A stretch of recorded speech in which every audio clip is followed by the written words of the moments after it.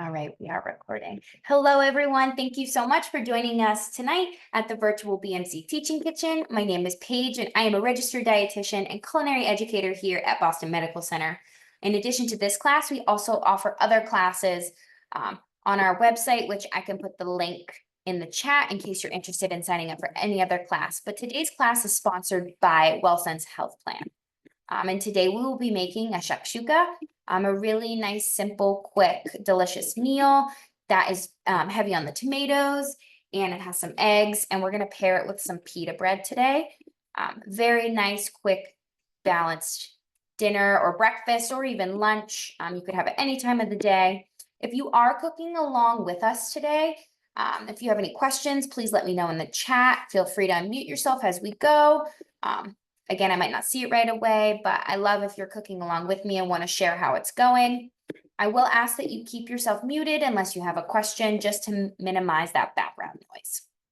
So we're going to go ahead and get started with the recipe. First, we will have to go ahead and prepare our vegetables. So I have my cutting board here with my red bell pepper, and I have an onion. And before I even get starting to cut, I have a damp paper towel here. What I'm going to do is I'm going to lay that down on the counter and put my cutting board on top to help secure it. If you have a cutting board that slides around, this is a really quick, easy way to keep it on here. All right, so we're going to go ahead and start with our pepper. I'm going to cut it in half. We're just going to do some thinly sliced pepper.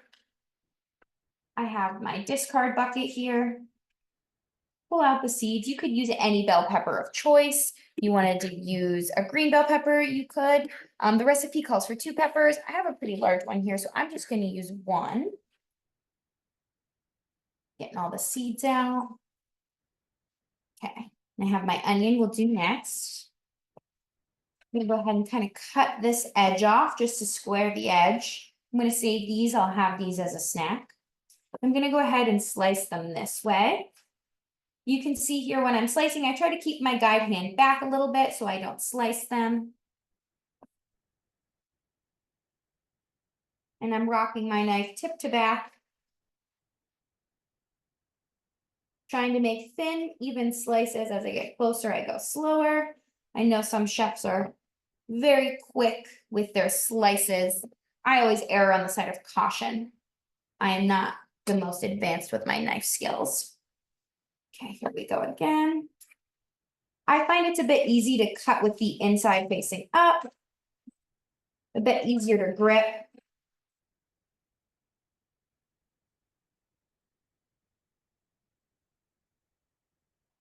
These are all relatively the same size, which is perfect, so that way they cook rather evenly. If you prefer a dice, tinier little dices, that's totally fine. If you have one of those chopping tools, you can go ahead and use that. We'll go ahead and cut our onion. I have a small yellow onion here. You'll notice I cut it in half through the center, through the root. I'm going to go ahead and square the tops. And I will peel back this flesh.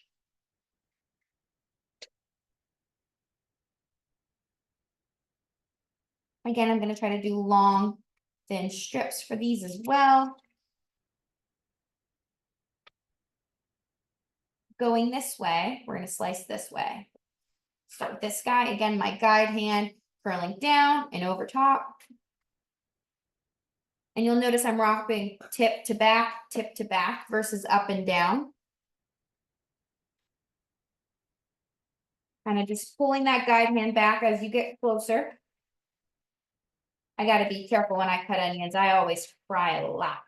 I have not found any tricks that work for me to minimize onion frying, no matter what I do. All right. As I get closer, I always slow down. That's just my personal preference. I have some longer nails, so sometimes I have to be careful when I'm chopping, or I might end up with some nail in my chopping. All right, now we have our pan here. Oh my goodness. We're gonna move our cutting board out of the way. Like this, and I'm gonna pull over here, being very careful because I have the heat on already.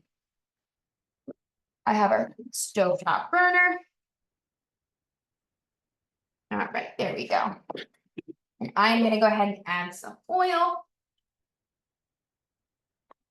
And we're gonna let that heat up. And then we'll add our onion and our bell pepper. My eyes are starting to water already from the onion. All right.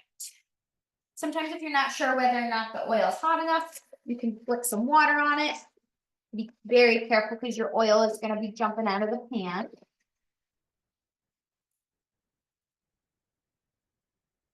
Has anyone here had or made shakshuka before? It is quite a simple yet tasty dish. All right, Deborah says she hasn't, but she wants to try now. Awesome. I'm sure there's some other folks. Tusi has never heard of it before tonight. Okay, we're gonna let that heat through. A little bit more oil. It is quite a delicious dish. So just to share some information on it. Oh, we have someone here said yes. The Beehive makes a great one. I have only had it at a restaurant. All right, so we have a mix here. We have some folks who have had and some folks who have not had it. So let's talk a little bit about what it is. So what exactly is shakshuka? It's a simple yet flavorful dish of poached eggs and a spiced tomato and pepper sauce, with its origins tracing back to North Africa and the Middle East. It has become increasingly popular in countries like Israel, where it's evolved into a more staple meal. Historically, this dish has been really valued for its affordability and its reliance on on basic, accessible ingredients, making it a common meal for farmers and the working class family. Because onions, bell pepper, eggs, tomatoes, all of these things are rather inexpensive. Give this a good stir. But with most dishes over time, this is spread through other countries, especially places like the Mediterranean, with variations of this recipe just emerging across all different cultures, just kind of changing maybe their own certain twist. You can also kind of customize this based on your own personal preferences as well, not necessarily because it's got a cultural twist, just because maybe you like that particular flavor. For example, today's recipe, I am using some parsley as my garnish at the end. You like dill, basil, you could add whatever herbs you like and add your own twist on it. Traditionally, shakshuka is made with eggs, but it can be customized with things like spinach, sausage, or even chickpeas. I think if you're a vegetarian out there and you want to, if you avoid eggs for whatever reason, and you want to try it with chickpeas, it's a really delicious way to enjoy chickpeas. I think this is a great dish served on top of rice, zucchini noodles, but particularly with some pita. So I have some charred pita here that it goes perfectly with this dish. You can see my onions are becoming a little translucent here, which is good. This is what we're looking for. They're starting to cook through.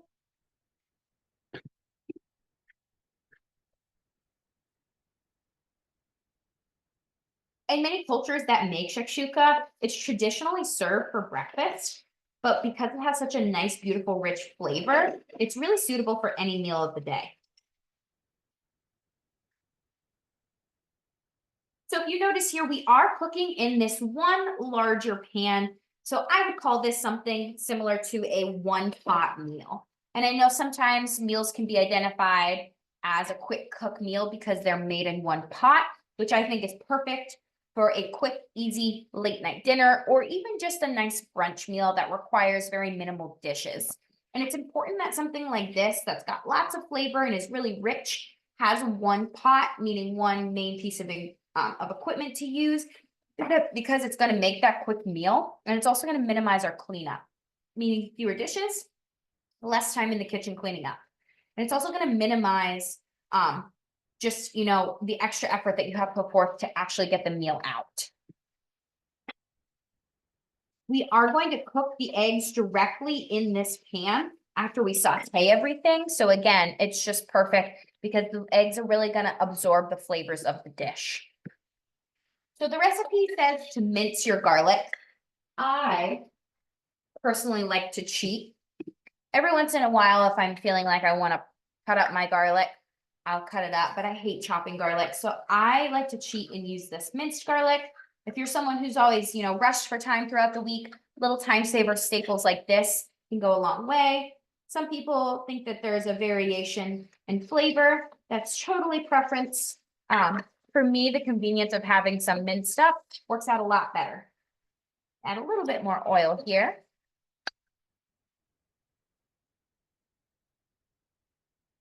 Throw this around. We add the garlic later from the onions because garlic tends to burn a lot quicker than onions. So sometimes recipes call for us to add both of those at the same time. We want to be a little careful because it tends to burn at a lower temperature, meaning it'll burn quicker than the onions will. We are going to add our cumin, about 1 teaspoon.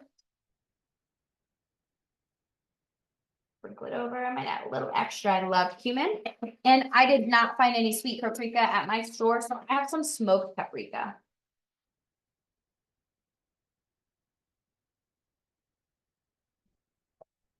You could even swap that for taco seasoning or any other spice brand that you enjoy. I'm going to add a dash of cayenne pepper. Just a little dash, just a hint of smoky and spicy flavors here, nothing too terribly crazy.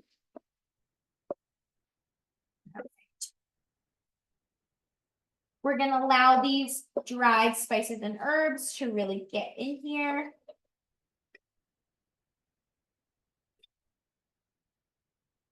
I'll let that cook for about a minute.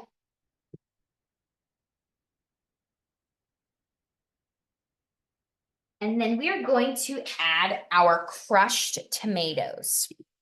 So I have the top taken off here of our crushed tomatoes. You can see it's really fine. If you have diced tomatoes, that's fine. If you have whole tomatoes that are canned, that's fine. I'd give them a rough chop.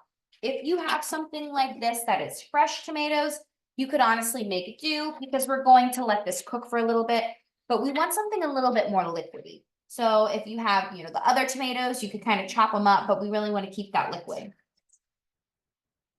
This is what my can looks like. I have some crushed, and I got the fire roasted because I wanted to add a little bit more flavor. You can even see some of the more burnt pieces in there from the roasting. This is usually what I do with cans, just because I like to get all the good out of the can. I'm going to take this and add a little bit of water from my spigot to kind of get the rest of the tomatoes in here, and I'm going to toss it in here to add more moisture.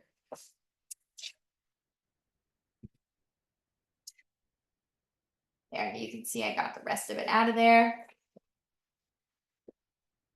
Perfect. And that was a 28-ounce can. Okay.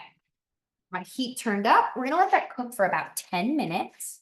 I'm gonna check the chat here to see if we have any questions.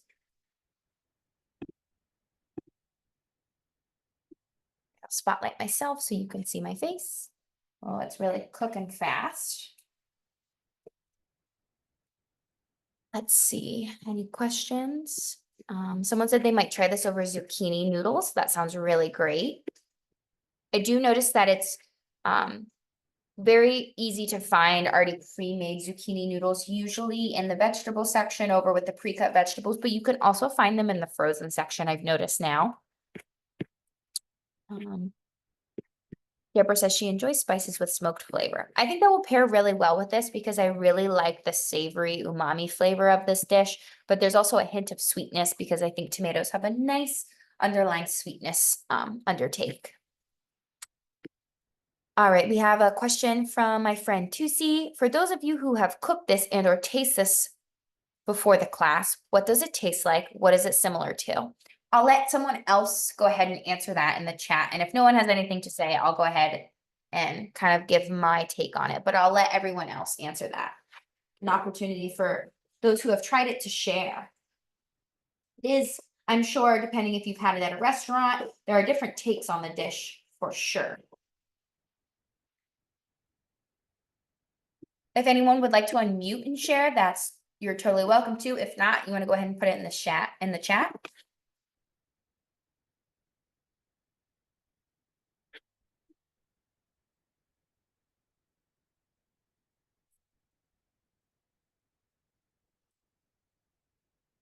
All right. Anyone have any thoughts or feelings?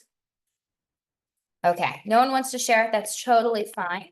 I think it's really great to kind of let your not go into tasting this with any preconceived notions of how it's going to taste, because I've made this and I've tasted it different ways. I actually went to a conference where we had everyone kind of play Chopped, like the TV show Chopped, and attempt to make it. And everybody took their own twist and spin. And it was crazy how different it tastes different between the eggs. I had people use the fire roasted. I've had people use different herbs, but overall, I think it's really got a nice tangy and sweet flavor, especially with those poached eggs on top. You're going to get that richness from the yolk, but it's generally got a lot of warming spices like the cumin and the paprika. It's going to give it some warmth and some mild heat. We will definitely do a live taste test together to get my initial reaction, but that's how I describe it to folks. I think if you are a fan of tomato soup, this is a really nice kind of fun way to think of that. And I love it because you're getting your vegetables, you're getting some protein from the eggs, and you're going to get whatever green you pair it with. You're getting a really nice combination of lots of foods here. Oh, we had someone respond in the chat. They said, Angel Cafe is very tasty. The tomatoes are a vehicle of flavor. I agree. I think the tomatoes in this recipe are really great at adding complexity. Someone else says it's like a spicy, hearty minestrone soup, super flavorful with poached eggs on top. That is a great way to describe it. Yeah, no, that's perfect. I think that's a really great, very common thing most folks have tried to be able to really describe it. I think you need to try it. It is really delicious. I was pleasantly surprised because I'm not a huge egg person, but just this combination of flavors and how simple it is. And I love that you add some extra veggies. You don't have to worry about adding anything else. Heidi says it reminds her of fall. It reminds me of fall as well, and I love that. Let me give it a nice stir. Now, the recipe told you to choose tomatoes that don't have salt in them or a low salt option. I didn't necessarily look for that, but it does have 90 milligrams. I think we're upside down. 90 milligrams of sodium. Let's unpin me. There we go. Where'd it go? Has about 90 milligrams of sodium, which isn't a too terribly high amount for this canned product. So I'm going to add a little bit of salt before I add my eggs. A little bit of salt, some fresh cracked pepper, and then I'll give it a good stir, and then I'll add my eggs. All right. This is kind of where you can customize really what type of protein you want to add in here. So I'm going to do some eggs, and I'm going to do 2 eggs per person, and there are 2 people in my household. So I'm going to pull this over here.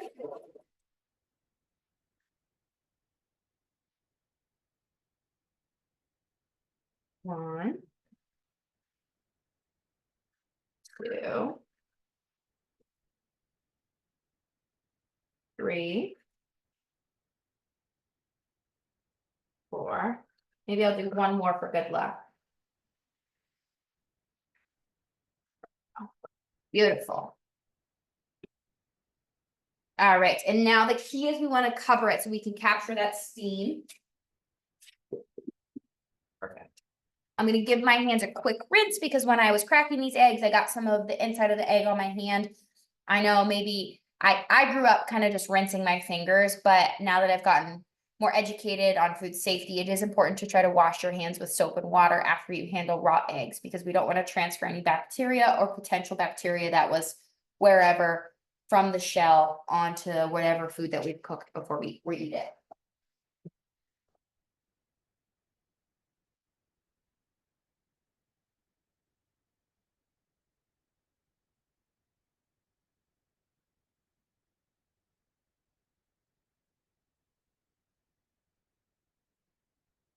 All right. Now we patiently wait.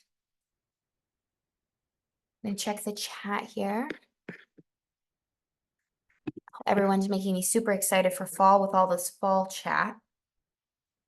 All right. So for this recipe,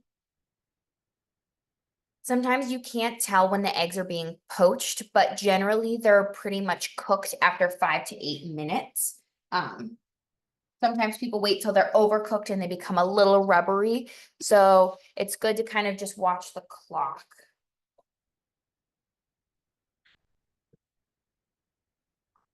All right, so I wanted to talk to you all a little bit more about the nutritional benefits that a dish like this is going to offer. And when you look through this dish here, you see a lot of red, right? So we have a lot of red vegetables in here.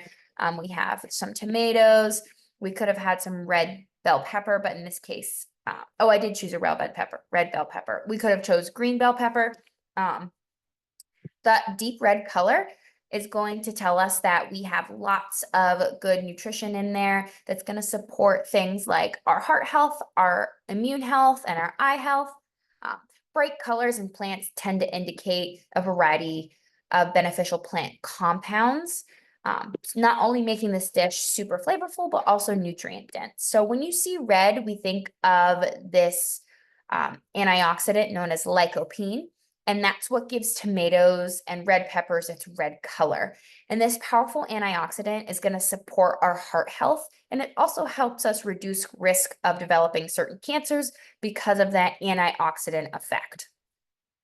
So things like strawberries and other red vegetables or fruits are going to have things like lycopene in them.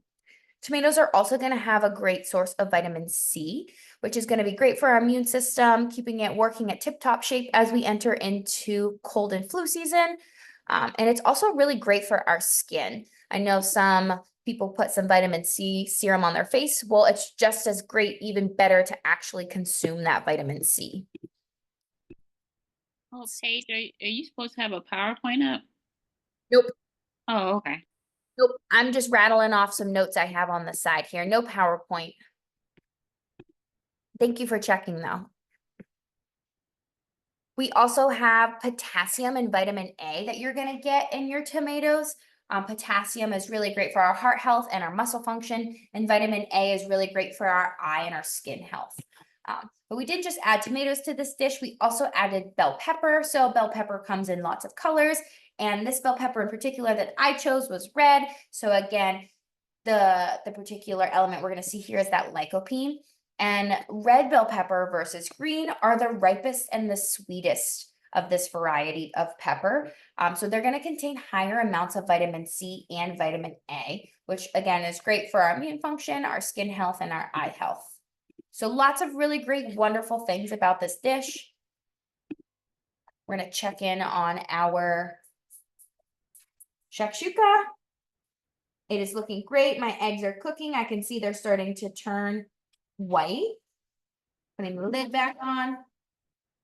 Beautiful, beautiful. Making sure my pan is kind of evenly dispersed with the heat. My burner is a lot tinier than my pan, so I need to make sure. You can even kind of see through the steam there. The white popping up, which is telling me that it's cooking through very well. All right. If you're someone that doesn't have a pan with a lid, you could make you could take some aluminum foil and kind of press it around. We want to try to capture that steam.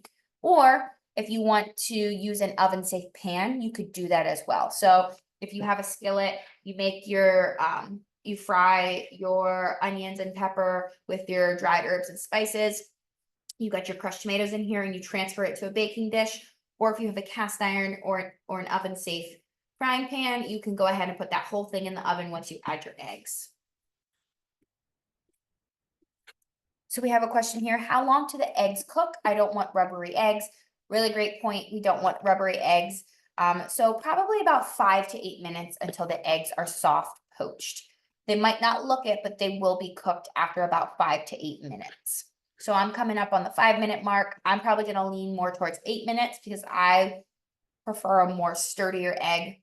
But everyone's heat source is different. I'd say start at that 5 to 8 minute mark. They might not look like they're completely cooked, but they are pretty much cooked after 5 to 8 minutes. At the very end here, we are going to sprinkle with some yummy feta. You could add any other cheese that you want if you like Parmesan. If you want to do some shredded cheese, you could do any other toppings. I'm going to do some feta because I think that's a nice kind of creamy but yet tangy cheese to complement the sweetness in the tomatoes. And I'm going to do my parsley, and I have my pita kind of already heated up, and I charred it just a little bit.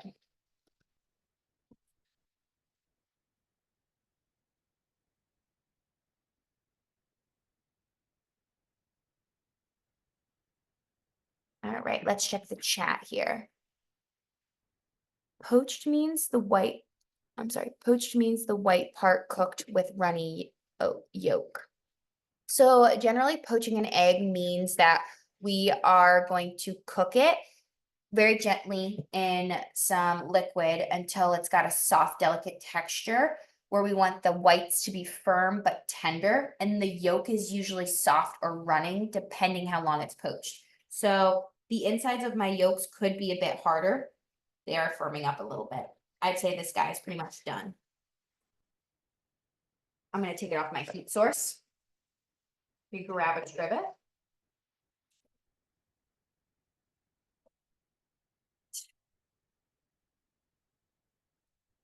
Pull this out of the way. Pull this over here.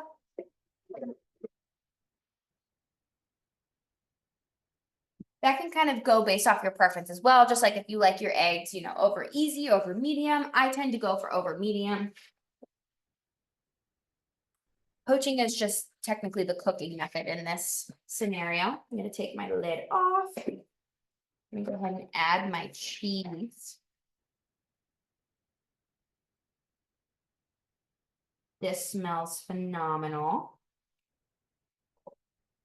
Some of my larger pieces of feta here, I'm trying to just break up a little bit.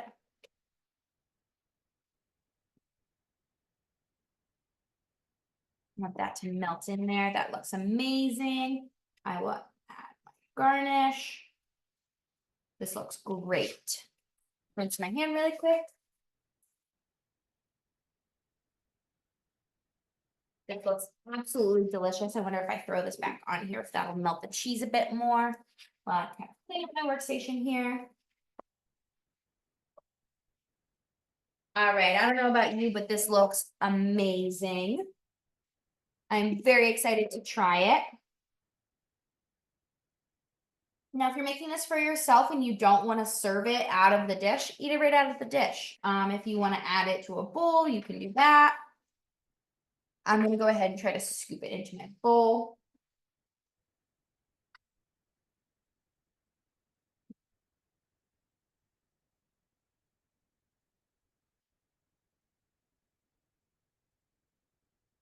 This smells great. Let's scoop another egg in here. Oh, and you can see my yolk popped. It's looking runny, but somewhat firm. That's a perfect texture for me. All right. I'm going to add some fresh cracked pepper here. Lid over here. All right, what do we think of this dish? How beautiful does this look? We have our kind of popped open runny egg here. I think I have another egg over here. You can see it's firm. Let's go ahead and try to crack this guy open. All right, this yolk cooked a little bit longer. It's still, I'd call this a jammy egg. All right, I have my beautiful pita here. Let's see what we can do with this. I'm gonna grab a little knife to see if I can slice my pita open. Or you can either dip your pita, or you could try to stuff your pita. I have made this shakshuka with chickpeas and with eggs, and it adds a really nice level of texture with the chickpeas.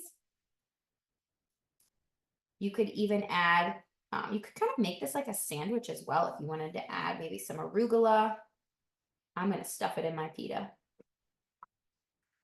It looks too good to not stuff. I love being able to stuff something in a pita. I'm gonna interrupt you for a second because I cooked along with you tonight and I'm showing my plate. Yes, let's see it. Let me see if I can find you. So do you mind if I spotlight you, Heidi? So it looks really good. I have not taken a bite yet because I just finished plating it. The color looks a little off.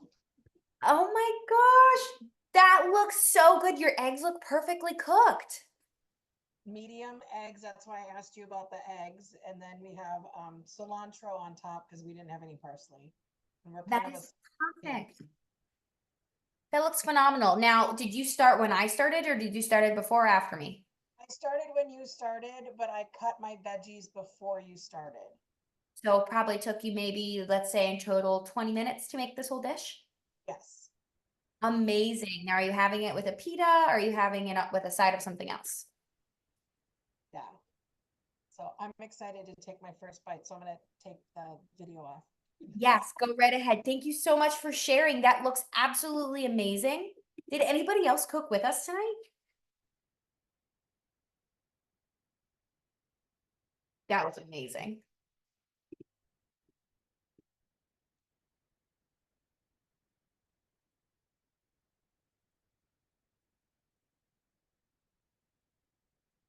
All right, we have someone in the chat saying, thank you for the recipe. I will be adding to my breakfast meal of smashed plantains and avocados. That sounds amazing. Someone else said, I cooked along in my head. Hey, maybe this inspires you to try this meal. I can go ahead and put the recipe in the chat again, just in case those who hopped on a little later missed it. How did I char the bread? So I have a gas stove with an open burner and I just let my pita sit on top of that for a little bit just to get a nice char flavor. You could also put them on a baking sheet and put them in the oven and broil them for a little bit. I think this is probably cooled down enough for me to take a bite. Ready? Here we go.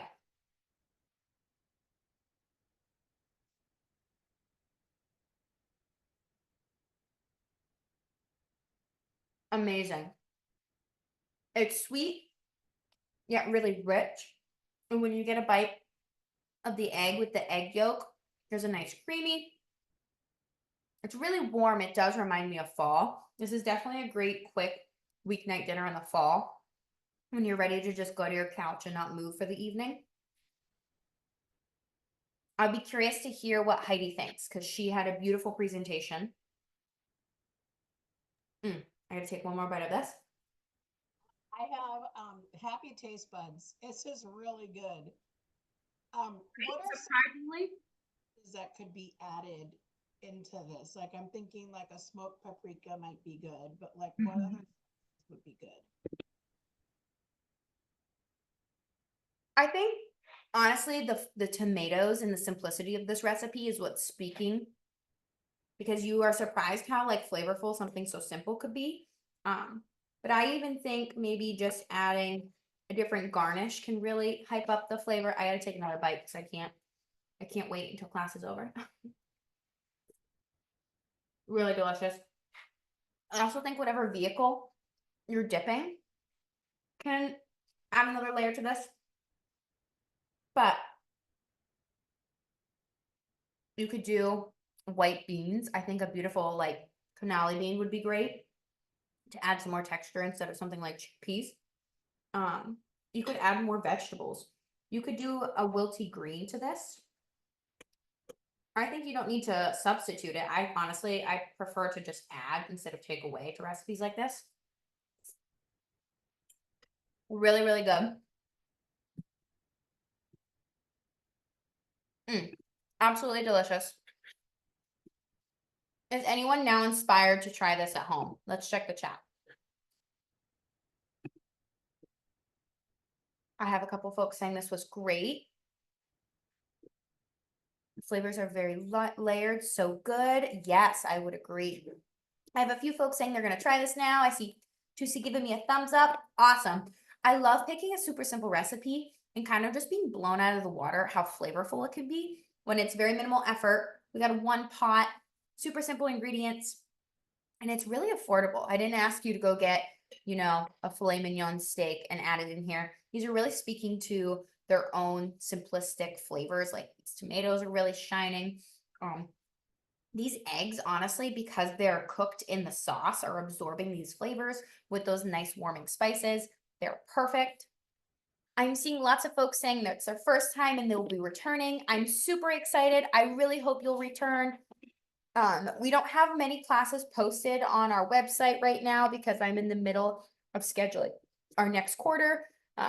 So if you want to come back to our Well Sense classes, keep an eye out on the social media page. There'll be reminders of what you missed to get you to sign up. And again, I can put the calendar where you can sign up for classes in the chat.